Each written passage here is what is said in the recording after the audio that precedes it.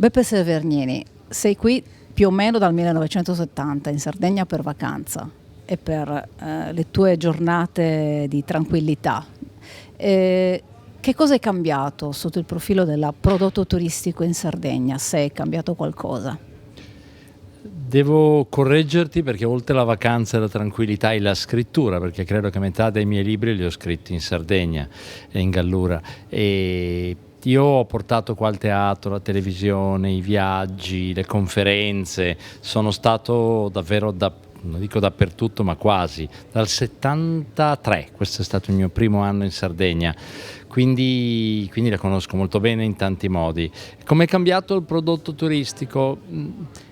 È nato perché all'inizio degli anni 70 era un prodotto turistico molto molto legato all'offerta naturale, che era meravigliosa, c'erano belle spiagge, bel mare e diciamo poco altro.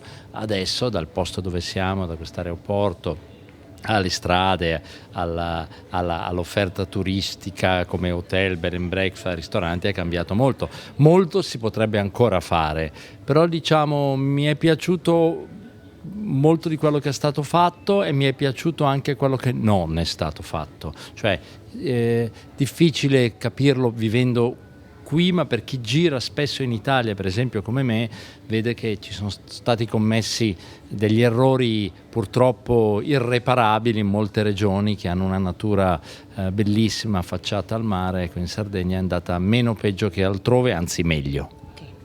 E quindi la percezione della Sardegna archeologica, dal tuo punto di vista, in Italia e all'estero, qual è? La Sardegna archeologica è molto presente perché il nuraga, puoi dire quel che vuoi, però è riconoscibile, non è è un nome proprio. È un sostantivo, il nuraghe è il nuraghe, non è un'altra cosa.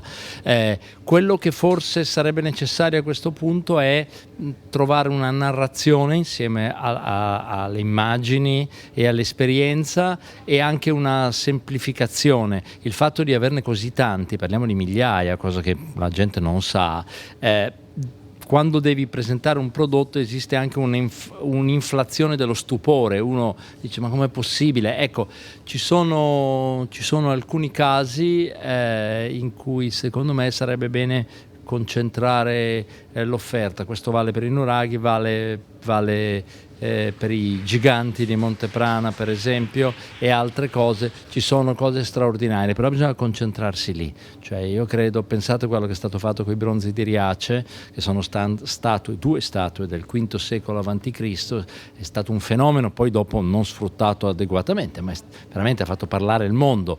Io temo perché adoro la Sardegna, lo sapete, anzi le voglio bene, che i giganti di Monteprana non sono noti agli italiani prima ancora che agli stranieri, ed è un peccato perché messi lì tutti insieme secondo me costituiscono un'attrazione turistica nelle stagioni di spalla, quindi in primavera e in autunno.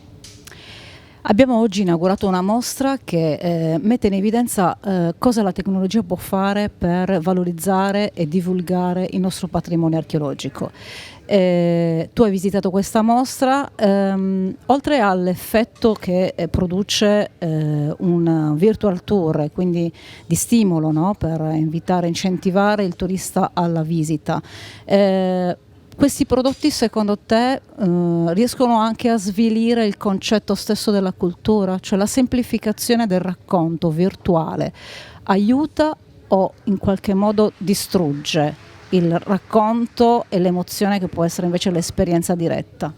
Io sono convinto che quando una cosa è fatta bene, è corretta, è emotiva e serve per attirare un visitatore, in questo caso, nel mio caso che sono uno scrittore, un lettore, un telespettatore, la semplicità è sempre bella, poi si può anche approfondire, ma liquidare tutto quello che è semplicità e fantasia come superficialità è molto sbagliato, perché altrimenti la cultura, come è stato fatto in questo paese per molto tempo, che sia archeologia, che sia letteratura, che sia storia, rimane una cosa riservata a un piccolo club che se la canta e se la suona, fa le pubblicazioni, bellissimo, però alla fine come si dice, la terra è fatta per noi, non siamo noi fatti per la terra, anche se è così importante. Questo è molto importante. Secondo me quello mi ricordo di aver fatto un commento del genere dopo che ero stato all'Asinara, che è un posto meraviglioso, l'Asinara, però avevo notato che il numero di limitazioni era talmente vasto che alla fine mi chiedevo: ma allora il parco nazionale è bellissimo, però il parco nazionale è fatto per gli uomini, per le donne, per i bambini, voglio dire, rispettiamolo, trattiamolo bene, però se poi la gente non ci va, allora perché lo facciamo? Di tutti i siti archeologici che hai visto o dei musei che hai visitato, qual è quello che ti è rimasto più impresso, che ti è piaciuto di più per evocazione ma anche per suggestione? Certamente Barumini, ma l'ho visto in una giornata, c'erano 41 gradi, ero in moto, quindi il mio giudizio non è molto.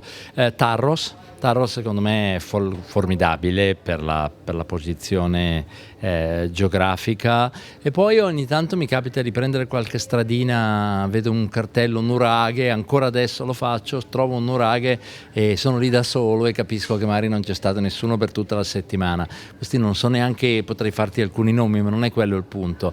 Forse la cosa che mi affascina più è il nuraghe solitario e misterioso che è rimasto lì per molto tempo, di cui non parla nessuno, ma lui va avanti lo stesso.